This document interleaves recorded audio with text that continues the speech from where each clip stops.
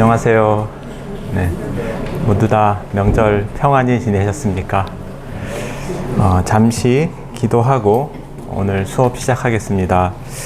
하나님, 오늘도 이곳에 모여 함께 배우고 공부할 수 있도록 은혜 주시니 감사합니다. 주님의 신실한 사랑으로 여기 모인 배움의 공동체에 생명의 힘을 허락하여 주옵소서. 이 시간이 모두에게 깨달음과 성장의 시간이 되기를 원합니다. 예수님 이름으로 기도드립니다. 오늘 여러분과 함께 이야기할 주제는 왕과 통치에 관한 것입니다. 도대체 다스린다라는 것이 뭐냐, 통치라는 것이 무엇이냐 라고 하는 내용과 함께 또 구약 성서에서 이스라엘의 중요한 신학적 개념인 계약이 모두 이 통치 언어 혹은 왕정 언어로 되어 있기 때문에 고대 근동의 왕정이 어떻게 기원했고, 그리고 고대 근동 사람들, 특히 이집트와 메소포타미아 사람들에게 있어서 통치란 무엇인가라는 개념을 여러분이 좀 이해하시면 구약 성경에서 구약 성경에 기록된 하나님과 이스라엘의 관계의 언어들을 여러분이 좀 더 깊게 이해할 수 있을 거라는 생각이 듭니다. 여러분, 통치의 목적이 뭐라고 생각하십니까? 여러분이 만약에 왕이라면 여러분의 국정 제1과제는 무엇가 되실까요? 보통 우리는 정의라고 말하죠. 통치의 핵심은 이 땅에 정의를 베푸는 거다. 정의로운 통치가 최고의 통치다. 이렇게 말씀하실 텐데요. 실은 우리가 이제 살펴보겠지만 고대 이집트와 고대 메소포타미아에 있어서 통치의 목적은 실은 정의는 아니었어요. 왕들은 직접적으로 혹은 간접적으로 생명을 베푸는 자로 이해됐습니다.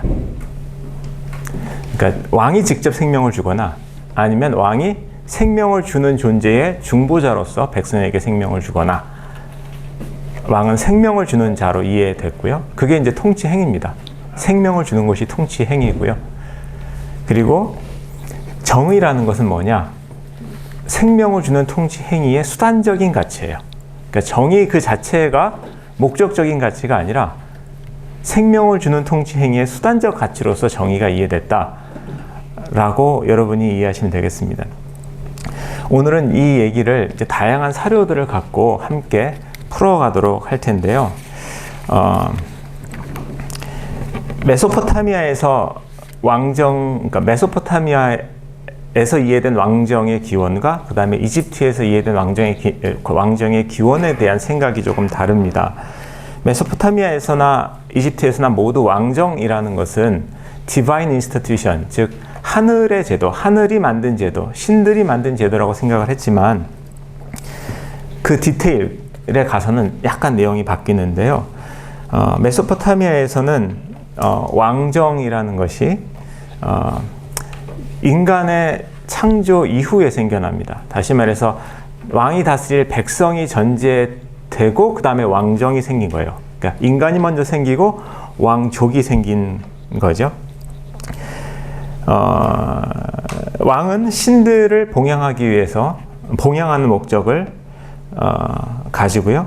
그리고 신들을 봉양하기 위해서 인간의 노동력을 이제 조직하고 관리하는 일을 하고요.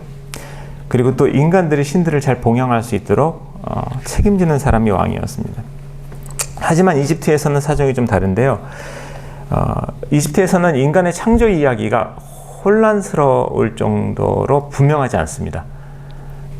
그러니까 인간의 창조 신화를 얘기해보라 그러면 대부분 다 이제 메소포타미아에서 가져옵니다. 왜냐하면 이집트에서는 특별히 이집트 창조에 관한 뾰족한 얘기가 없어요. 가장 잘 알려진 이야기가 태양신 라의 눈물이 인간이 되었다라는 얘기 정도만 있는데요.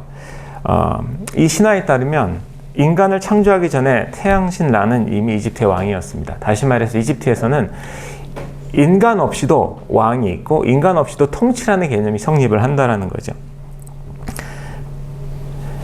그래서 이집트에서 통치의 핵심은 그래서 왕에게 있습니다. 파라오에게 있습니다. 파라오가 생명의 근원이고 그의 통치를 통해 생명의 은혜를 받는 여러 존재들 가운데 인간이라는 것이 있는 거죠.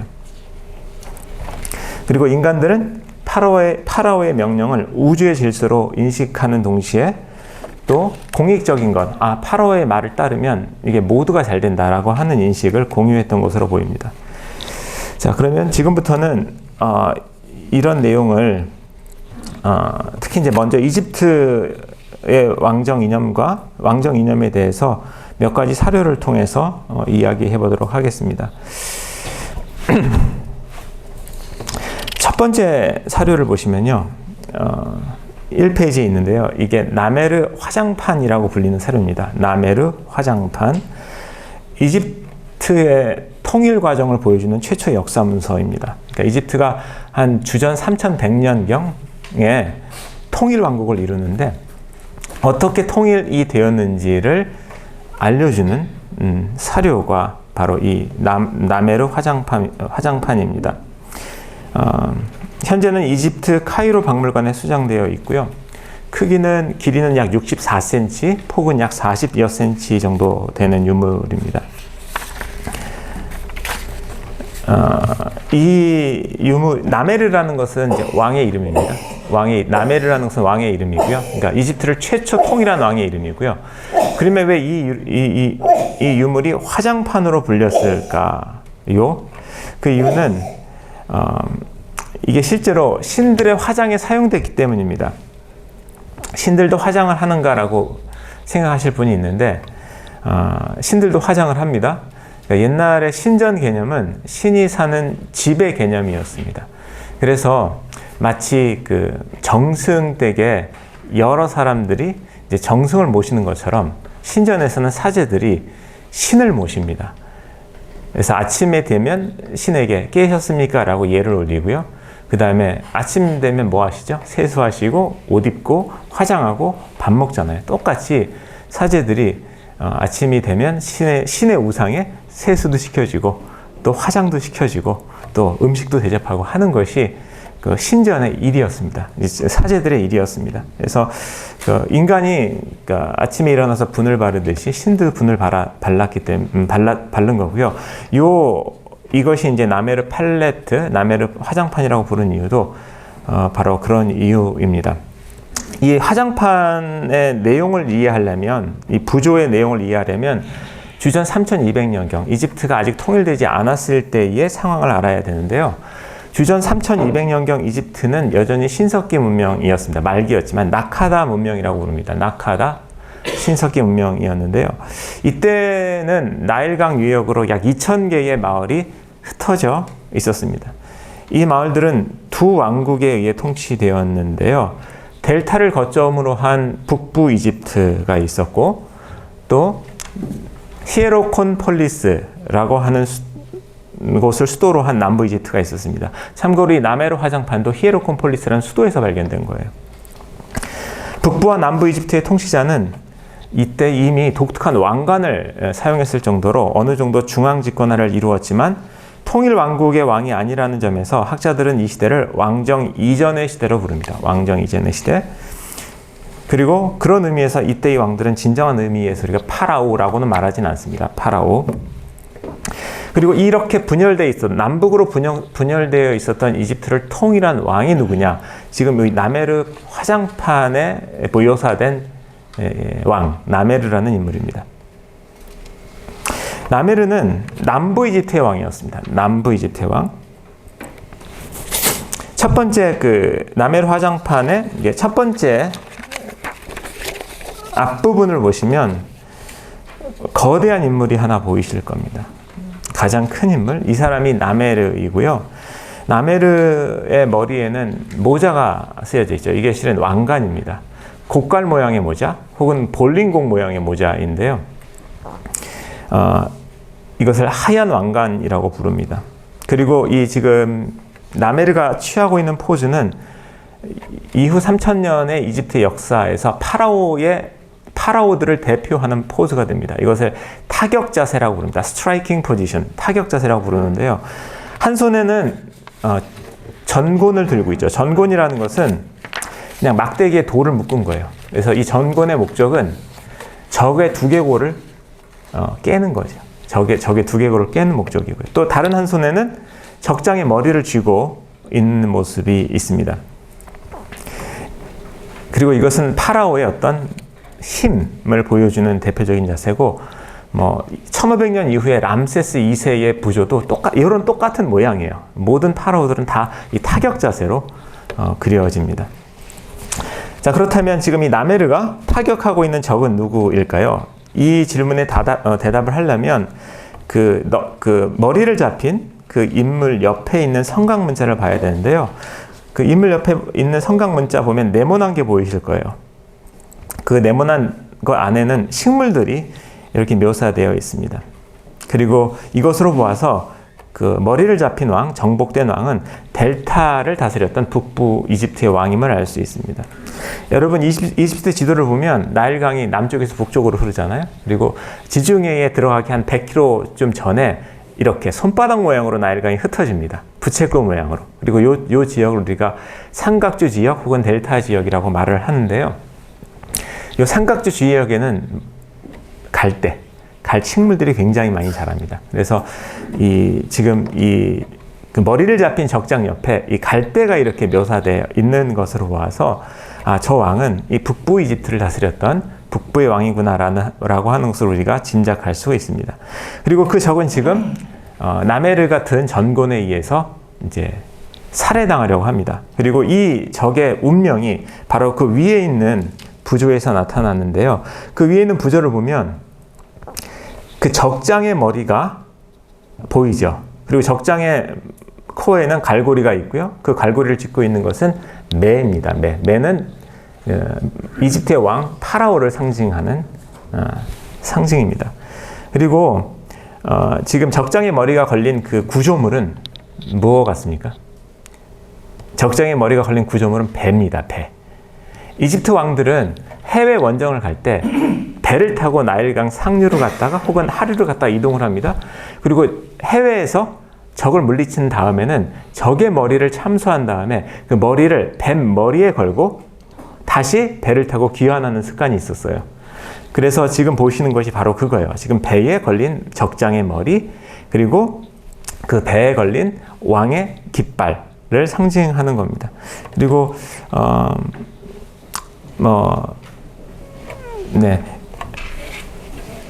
그리고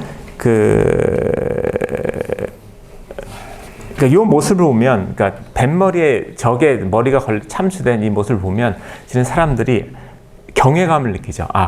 파라오의 힘에 대해서, 그리고 그 사람이 신이구나라고 하는 생각을 하게 됩니다.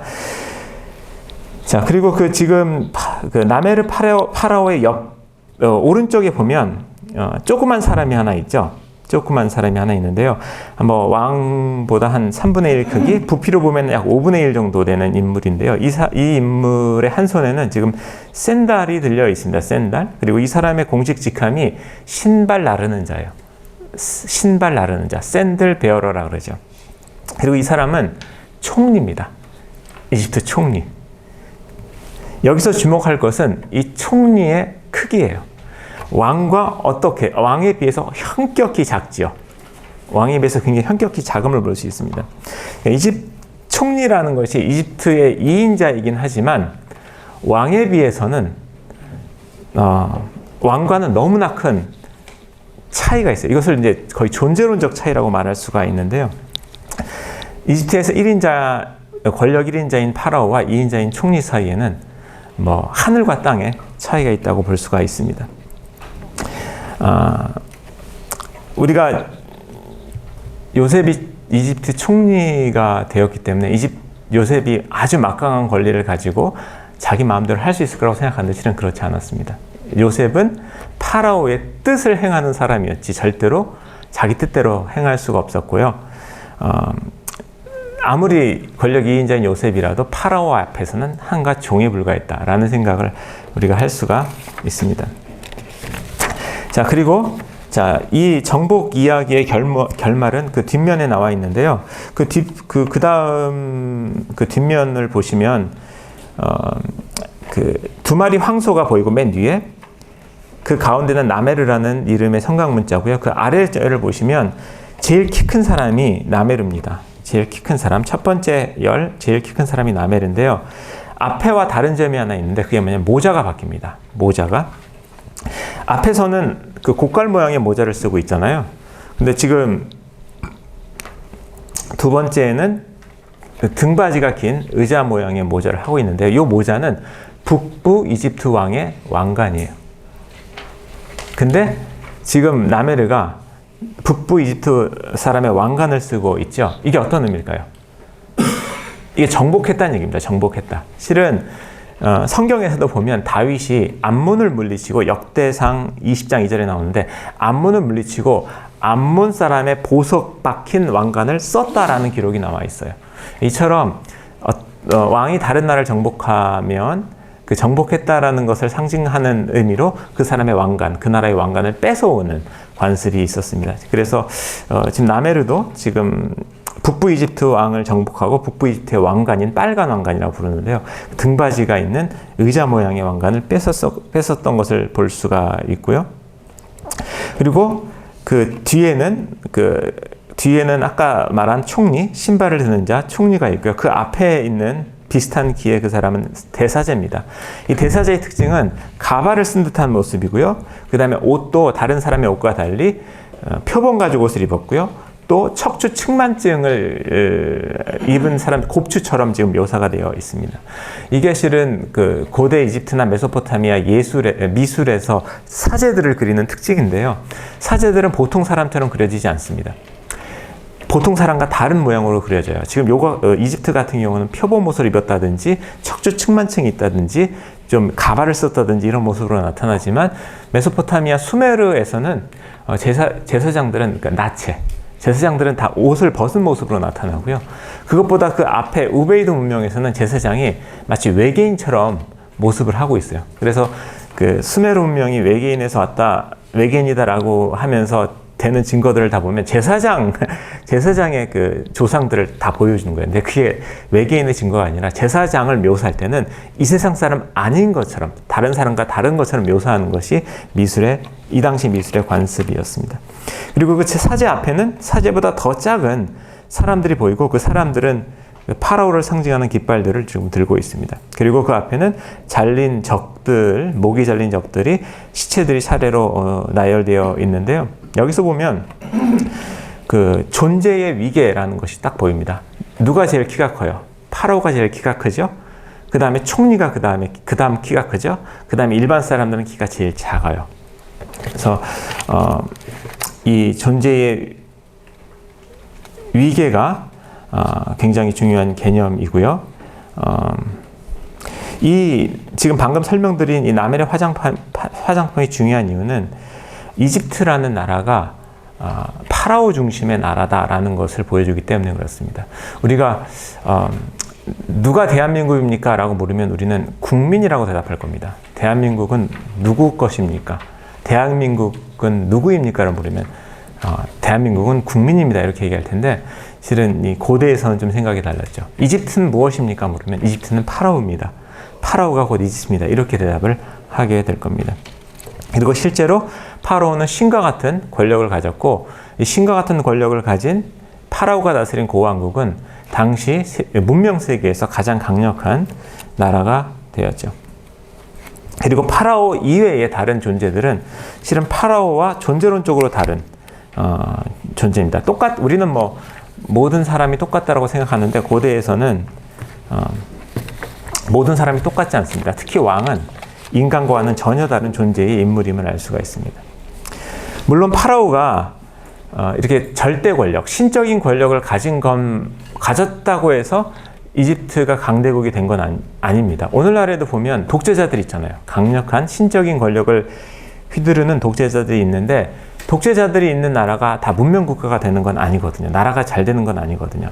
파라오가 이집트가 강력한 문명국가가 된 이유는 단순히 파라오가 신적인 권력을 가졌다라는 것 이외에도 그 통치자의 권력을 정당화하는 이념이 있었기 때문입니다. 그리고 그 이념의 핵심에는 파라오가 생명의 신이라는 것이에요. 파라오가 생명의 신이라는 이념이 있었습니다. 그래서 생명의 신의 통치 아래 사는 이집트 사람들은 생명의 은혜를 누리고요. 그리고 그 파라오의 선한 통치, 생명의 통치를 체험한 이집트 사람들은 파라오가 다스리는 것, 절대적인 권력으로 다스리는 것을 우주의 질서라고 믿었습니다. 그리고 파라오가 말하는 명령, 징집 명령이든지 부역, 노동 명령 같은 것들은 언제나 이집트의 번영으로 이어졌기 때문에 파라오의 명령은 이 공공성을 지니게 됩니다. 왕이 명령했는데, 그리고 그대로 했는데 나라가 잘 된다, 우리가 잘 산다 라고 하는 체험을 하게 되면 파라오의 명령 자체가 공공성을 지니게 됩니다. 그리고 이런 과정은 백성들로 하여금 파라오에 대한 믿음을 낳게 했고요. 백성들은 파라오에 대한 자발적인 순종을 하게 되는 거죠. 이집트의 건축 사업이 많았죠. 특히 고왕국에서는 피라미드 15년, 20년에 걸쳐서 피라미드를 지었는데요. 이 피라미드는 노예 노동에 의해서 지어진 것이 절대로 아닙니다. 이집트 시민들의 자발적인 노동에 의해서 지어졌고요. 여러분이 구약성서 출애굽기에서 보이는 이스라엘이 노예 노동을 통하여 막 이집트 성을 건축하잖아요. 그때는 그 히브리 노예들이 건설한 도시는 피라미드가 없었어요. 그래서 절대로 이 피라미드는 노예 노동으로 된 것은 아닙니다. 자, 두 번째 자료 보겠습니다. 두 번째 자료는 이 투린 왕명록인데요. 이것은 람세스 2세 때의 파피루스 문서입니다. 자, 현존하는 왕명록들 중에서 이집트의 여러 왕명록이 지금까지 전해지는데, 지금까지 전해지는 여러 왕명록들 중에서 가장 온전한 형태의 왕명록이 이 투린 왕명록입니다. 이 왕명록이 중요한 것은 이집트 왕이 신이다라는 것을 보여줍니다. 이 왕명록이. 왜냐하면 이 투린 왕명록에 따르면 이집트의 최초의 왕들은 인간이 아니고 신이었어요. 이집트 신화에 따르면 엔네아드라는 구신이 9개의 신이 천지를 만드는데, 먼저 구신이 이집트를 다스리고, 그 다음에 오시리스라든지 세트라든지 호루스와 같은 신들이 차례로 이집트를 다스립니다. 그리고 이제 인간왕들이 다스리는 계보가 이어지는 거죠. 그래서 이집트 최초의 왕이 누구였냐? 그러면 신이 이집트의 최초의 왕이었습니다. 그래서 그 뒤에 나오는 인간왕들도 당연히 신으로 이해가 되는 거죠. 하지만 파라오가 신으로 이해됐지만 우리와 똑같은 육체를 가지고 또 우리와 똑같은 성정을 가졌잖아요. 그래서 언제나 이집트 사람들의 마음속에는 저 파라오가 신인지 인간인지 늘 헷갈리는 그런 정서가 있습니다. 세 번째 자료는 오시리스의 이시스 신화인데요. 이 오시리스 신화는 이 파라오가 신일 뿐만 아니라 생명을 주는 신임을 보여주는 사료입니다. 이집트에 수많은 신들이 있습니다. 그 중에서 인간과 가장 가까운 신이 오시리스입니다. 오시리스와 이시스입니다. 오시리스는 인간과 어느 정도 가깝냐면 인간처럼 죽는 신이에요. 인간처럼 죽음을 경험한 신이 오시리스입니다. 물론 이렇게 죽음을 경험하는 신은 이집트에만 있는 건 아닙니다. 가나안에는 바알이라는 신이 죽음을 경험하는 신이고요. 히타이트는 텔리피누라는 통우신이 죽음을 경험했고요. 그리스에서는 디오니수스가 비슷하죠. 이집트인들은 오시리스를 통해, 그러니까 죽고 부활한 오시리스를 통해서 내세에서 새로운 생명을 이어갈 수 있다고 믿었습니다. 그래서 오시리스가 무덤이 있었던 아비도스는 실은 왕들의 무덤이 가득합니다. 왜? 거기에 묻히면 부활한다고 믿었기 때문에 그렇습니다. 특히 오시리스 숭배는 나일강의 범람과 연결되어 있는데요. 죽음을 상징하는 나일강의 범람을 통해서 이집트에는 많은 곡식들이 생겨나게 되는데, 오시리스의 죽음과 부활은 강이 범람한 다음에 그 범람한 물이 빠지면서 올라오는 그 식물들을 통해서 증거가 됩니다. 그래서 이집트 사람들은 이게 강이 범람하는 모습을 보고, 그 다음에 그 후에 곡식이 올라오는 모습을 보고, 오시리스가 역사한다라고 생각을 했겠죠. 오시리스와 이시스의 신화에 따르면 오시리스는 이집트의 최초의 왕이었습니다. 그리고 오시리스가 이집트를 다스릴 때 이집트에 문명을 제공했어요. 이집트에 생명이 작동하는 여러 가지 기제들을 제공을 했습니다. 마아트라고 부릅니다. 법과 질서를 제공했습니다. 하지만 이런 오시리스의 황금 시대는 조기 종료됩니다. 그의 형제 세트가 오시리스를 속여서 죽여버립니다. 그리고 이집트로부터 생명을 빼앗아가죠. 세트가 오시리스로부터 생명을 빼앗아가는 과정을 담은 이야기들은 여러 버전으로 존재하는데 가장 유명한 버전, 여러분이 아마 알고 계실 버전은 플루타르크가 전해준 버전입니다. 이 버전에 따르면 세트가 오시리스를 속여서 관에 눕게 합니다. 관에 들어간 오시리스가 관에 들어가자 못으로 관의 문뚜껑을 닫은 다음에 바다에 던져버립니다. 그리고 그 관이 흘러서 바다를 흘러서 레바논에까지 이르러요. 그 북쪽 레바논 비블로스라는 곳까지 이릅니다. 관이 딱 해안에 닿자 그 주변으로 나무가 자라기 시작합니다. 나무가. 그리고 나무가 그 관을 집어삼켜요. 그리고 그 지역은 엄청나게 울창한 삼나무 숲이 됩니다. 그런데 그 오시리스를 머금은 그 나무가 뿜어내는 향기가 굉장히 진합니다. 향이 아주 진하죠. 레바논에 향이 진한 백향목이 있는 거 아시죠? 그러자 그 주변에 있던 왕이 페니케이 왕이 그 나무를 잘라서 자신의 궁에 기둥으로 씁니다. 한편 남편을 잃었잖아요. 남편을 잃었던 이시스라는 여신은 하늘을 알며 남편의 행방을 찾아 헤맵니다. 그러다가 페니키아 궁전에 약간 수상한 기둥이 보여요. 그 기둥을 보니까 거기에 자기 남편의 시신이 있는 거예요. 그래서 그 시신을 가져다가 비밀의 장소에 묻어줘요. 근데 세트가 가만히 있겠어요? 세트라는 신이 시신을 비밀의 장소를 찾아내서 시신을 13토막을 내서 나일강에 버려버립니다. 그러자 이시스는 세트의 아내인 네프티스의 도움을 받아서 그 13개가 흩어진 시체 조각을 다 찾아가지고 다시 조립해가지고 그 죽은 시체에 생기를 불어넣어요. 그러니까 진짜 오시리스가 살아나요. 그리고 이시스가 오시리스 위에 올라가자 올라가고 이시스가 오시리스를 통하여 임신을 해서 낳은 아들이 누구냐면 호루스라는 아들이에요. 호루스. 그리고 호루스는 나중에 세트로부터 이집트의 왕권을 다시 되찾아옵니다. 그리고 나중에 파라오는 이 호루스의 화신이라고 여겨지죠. 그래서 이게 그러니까 이집트의 파라오들은 이 오시리스와 호루스의 후손이고 오시리스와 호루스, 특히 이제 오시리스는 이제 죽고 부활하는 생명의 신이라는 개념이 파라오에게도 전달이 돼서요. 파라오는 기본적으로 생명의 신입니다. 생명의 신. 자, 지금까지 우리는 그 이집트 왕정의 인연과 연결된 세 개의 사료를 살펴보았습니다. 이 세 개의 사료가 알려주는 것은 이집트의 왕은 신이다. 그것도 생명의 신이다. 그리고 절대적인 권력을 가졌다. 라는 얘기를 할 수가 있고요.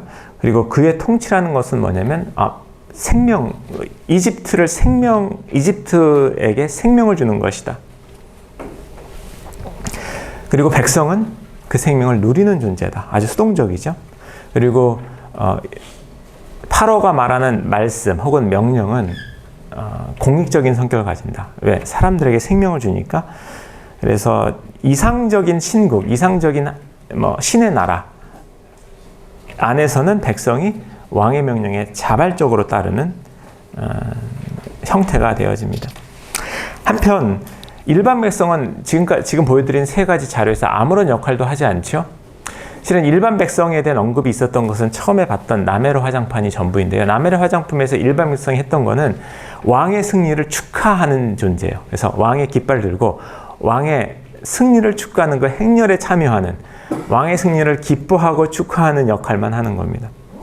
그래서 이집트에서 통치의 개념은 실은 인간의 참여 없이도 돌아갑니다.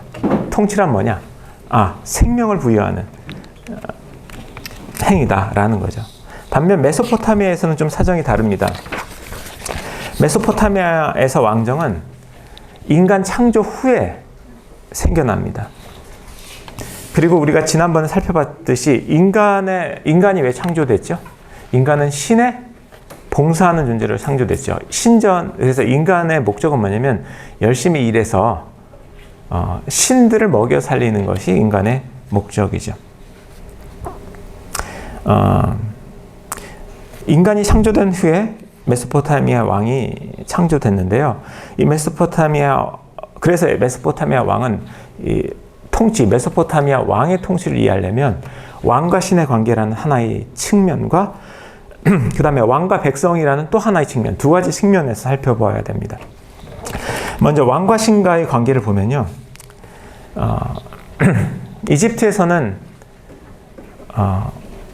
누가 왕이 됐죠? 신의 아들이 왕이 됩니다. 아버지가 신이어야지 내가 왕이 될 수 있어요. 그런데 메소포타미아에서는 왕은 신의 선택을 받아야지 왕이 될 수 있습니다. 선택의 개념이 들어갑니다. 그리고 신의 선택을 받은 왕이 그러면 신들이 왜 어떤 특정한 왕을 선택했느냐? 그를 통해서 실은 왕의 역할은 백성들이 신전의 헌물을 잘 바칠 수 있도록 노동력과 백성들을 조직하고 관리하는 일을 맡게 되는 거죠. 자, 요런 내용을 보여주는 것이 수메르 왕명록입니다. 수메르 왕명록은 실은 수메르 2000년 역사의 왕의 이름들을 다 나열하고 있습니다. 수메르 역사 말기에 만들어진 문서인데요. 이 왕명록은 세계사를 크게 홍수 이전과 홍수 이후로 나누고 있습니다. 그리고 세계사의 시작은 왕권이 하늘로부터 내려오는 것으로 시작합니다. 이 자료 4번을 보면 홍수 이전은 1열부터 39열까지, 홍수 이후는 40열부터 이어지는데요. 모두 다 새 시대가 시작될 때 왕권이 하늘에서 내려왔다라는 말로 시작을 하고 있습니다. 그리고 왕권이 하늘에서 특정한 도시에 내려온 다음에 그곳에 머물지 않고 그 도시에서 다른 도시로, 그 도시의 또 다른 도시로 순회하는 것을 볼 수가 있습니다.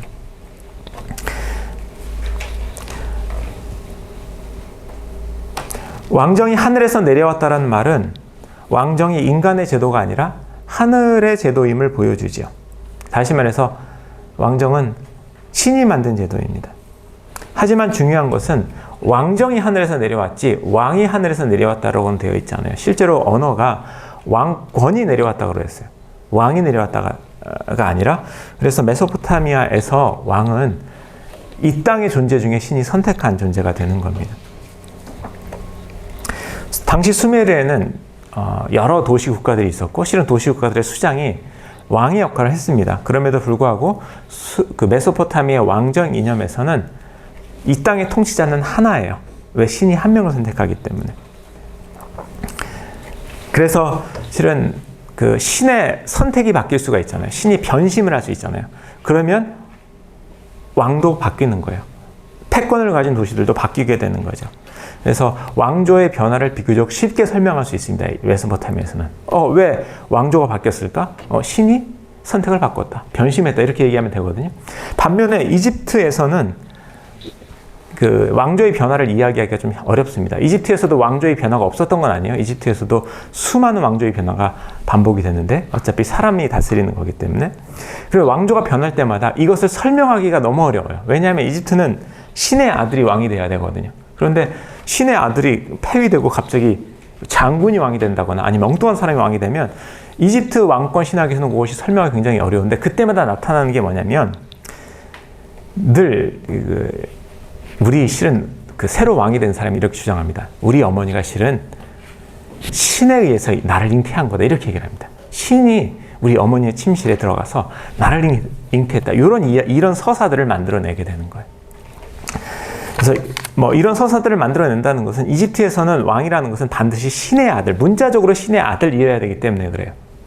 근데 메소포타미아에서는 왕은 신의 아들일 필요가 없다. 문자적으로 신의 선택을 받은 사람이다라고 얘기를 할 수가 있습니다. 이 수메르 지역에서는 어떤 도시가 왕권을 갖든지 간에 그 도시의 왕은 반드시 니프루라는 곳에 가서 헌물을 내고 그 니프루에 있는 사제들로부터 기름 부음을 받았어요. 니프루라는 곳은 수메르 만신전의 최고신입니다.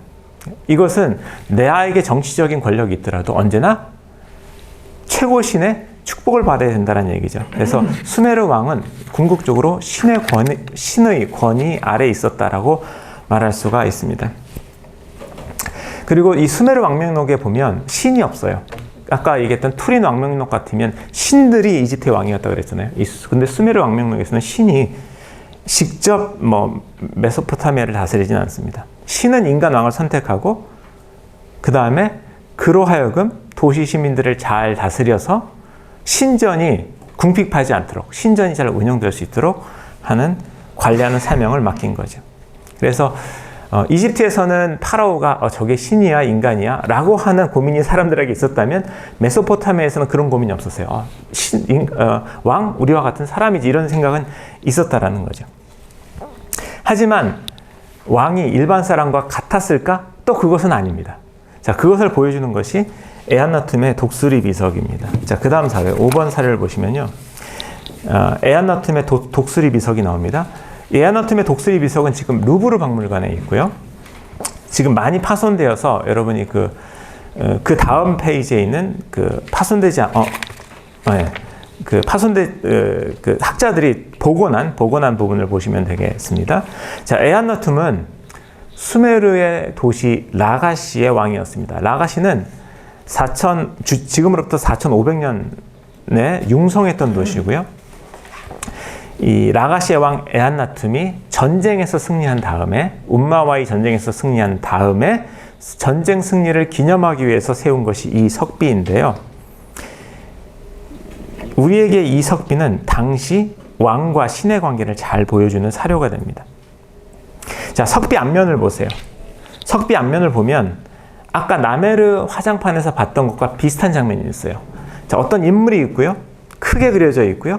한 손에는 전곤을 들고 있죠. 다른 손에는 적들을 잡고 있죠.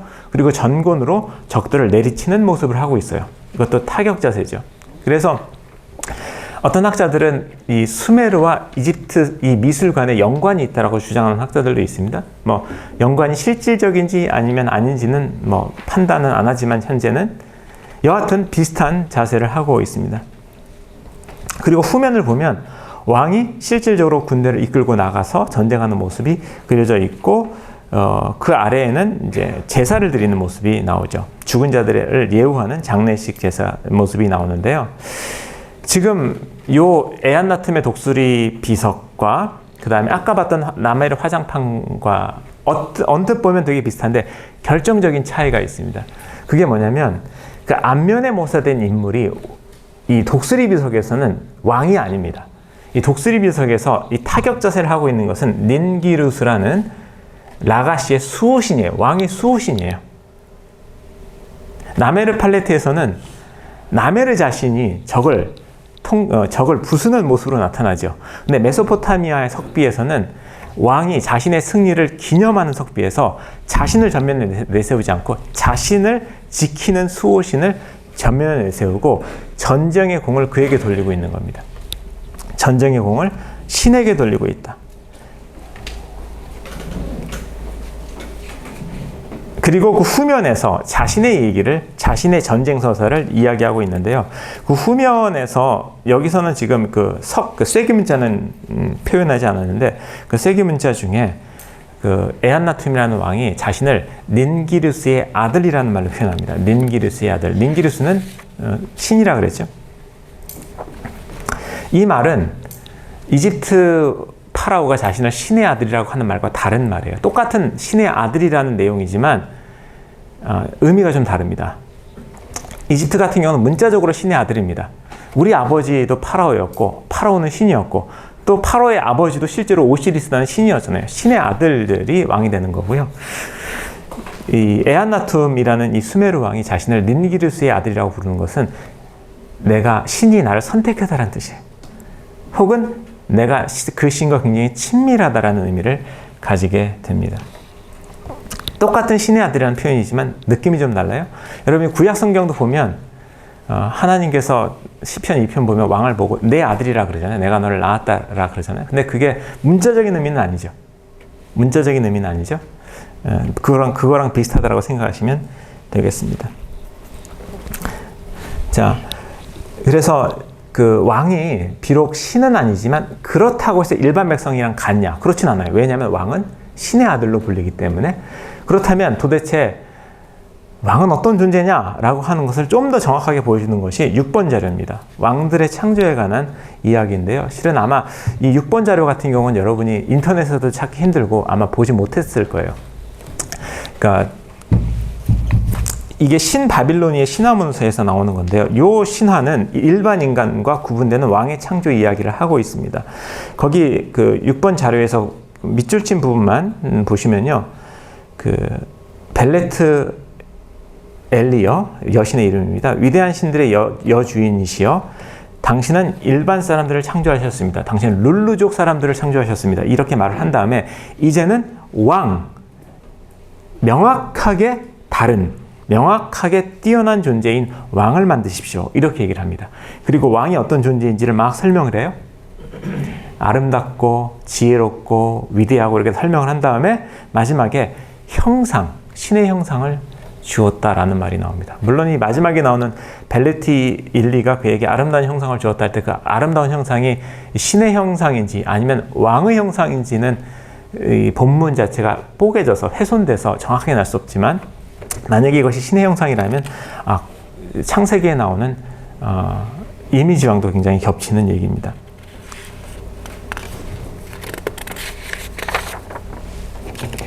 분명한 것은 이 왕이 인간과 다른 창조 신화를 가진다는 거고요. 이것은 일반 사람들과 노동에서 신전에 봉사해야 되는 노동자 일반 사람들과 왕이라는 것이 존재론적으로 다르다는 거예요. 존재론적으로. 신은 아니지만 그렇다고 인간은 아닌 존재. 이것이 왕이라는 거죠. 자, 그 다음에 왕과 백성과의 관계를 살펴볼 필요가 있는데 아까도 얘기했듯이 메소포타미아의 왕정 개념은 일반 백성의 존재를 전제한다 그랬죠. 인간이 창조된 다음에 왕이 창조되었기 때문에. 그래서 메소포타미아의 왕은 일반 백성에 대한 일정한 의무를 가져요. 왕이 백성에 대해 책임을 가져요. 그 책임을 한마디로 말하면 정의라고 부를 수 있습니다. 정의. 그리고 정의의 내용이 뭐냐? 이렇게 물으면 문서에 따르면 약자들을 보호하는 거예요. 고아와 과부와 가난한 사람들을 보호하는 것을 정의로 정의를 하고 있습니다. 그리고 이것을 단적으로 보여주는 개념이 왕이 목자다라는 개념이에요. 왕이 목자다라는 개념. 물론 목자라고 불린 최초의 왕은 에타나라는 키시의 왕이었습니다. 그리고 그때의 개념은 신전에 양을, 재물을 공급하는 자라는 의미였겠지만 어느 순간부터 이 목자라는 개념이 백성을 돌보는 자의 개념으로 변화되기 시작하는데요. 그 시점이 어느 시점이냐면 수메르 라가시의 마지막 왕이었던 우루카기나 왕때로부터 일 가능성이 굉장히 높습니다. 자, 우루카기 그 자료 7번을 보면요. 그 두 개의 그림이 나오는데 모자에 주목을 해보세요. 자료 7번 모자를 보시면 앞에 우리가 봤던 이집트의 왕관과 다르죠. 그렇죠? 이집트의 왕관은 곱불 모양 혹은 그 볼링공 모양으로 긴 모양이었죠. 혹은 의자, 보좌 모양이었죠. 그런데 지금 본 것은 띠를 두르고 있습니다. 띠, 왕관이 띠예요. 이게 이제 바빌론과 수메르 왕의 특징인데요. 이게 어떤 띠냐면 목자의 띠입니다. 목자들이 하는 띠예요. 목자들이 하는 띠. 그래서 이 수메르 사람들은 내가 목자다라는 의미가 강했어요. 그리고 이 목자가 처음에는 신전에 양들을 공급하는 의미에서 목자의 의미였지만 우루카기나 때부터는 백성들을 돌보는, 양을 돌보는 이미지가 첨가되었다라고 말할 수 있는데요. 8번 자료를 보시면 우리가 최초의 인권 헌장이라고 불리는 자유곡갈입니다. 우루카기나가 작성한 문서입니다.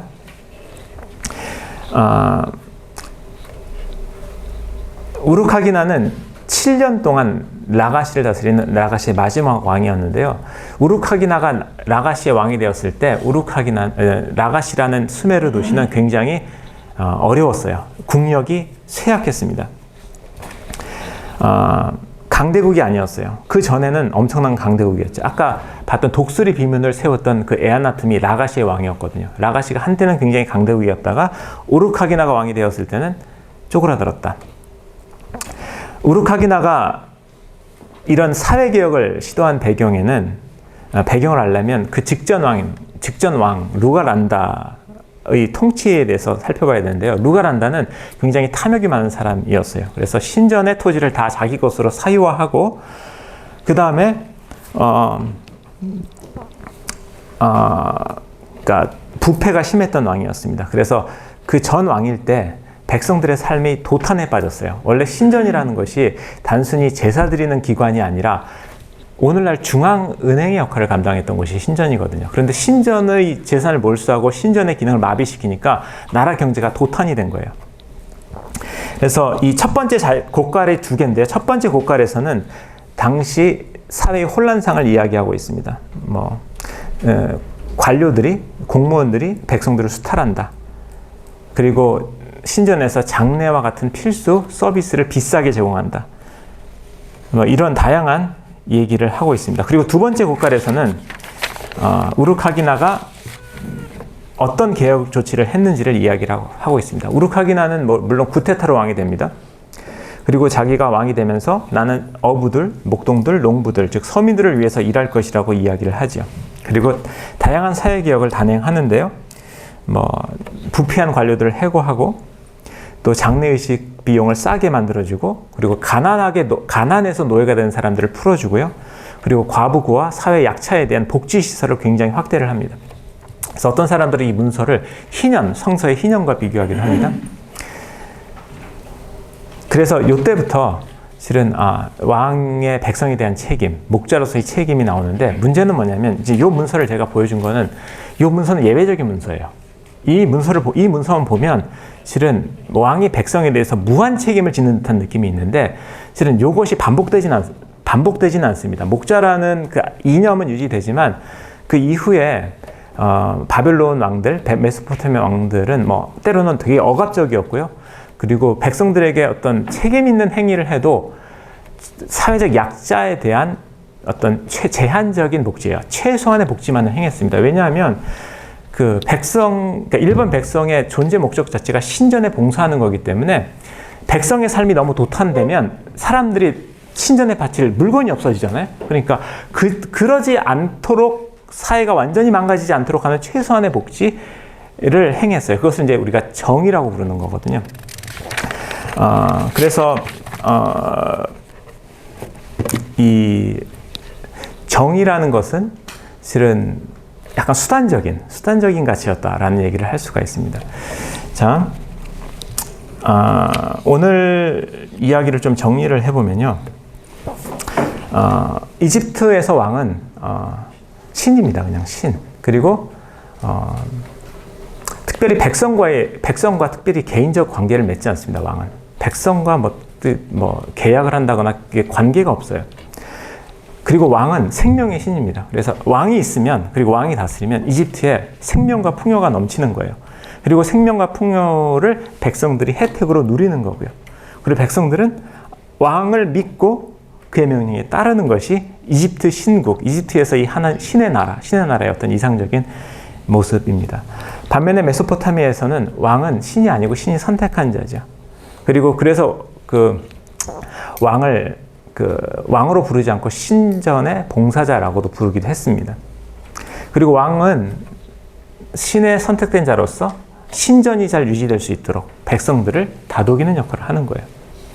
그리고 백성들에 대해서는 어느 정도 제한적인 책임을 지는데 우리가 정의라고 말하는 것인데 그게 뭐냐면 너무 백성들의 삶이 도탄에 빠져서 신에 대한 의무를 감당하지 못하는 상태가 발생하지 않도록 돕는 정도의 일이다라고 생각하시면 되겠습니다. 그래서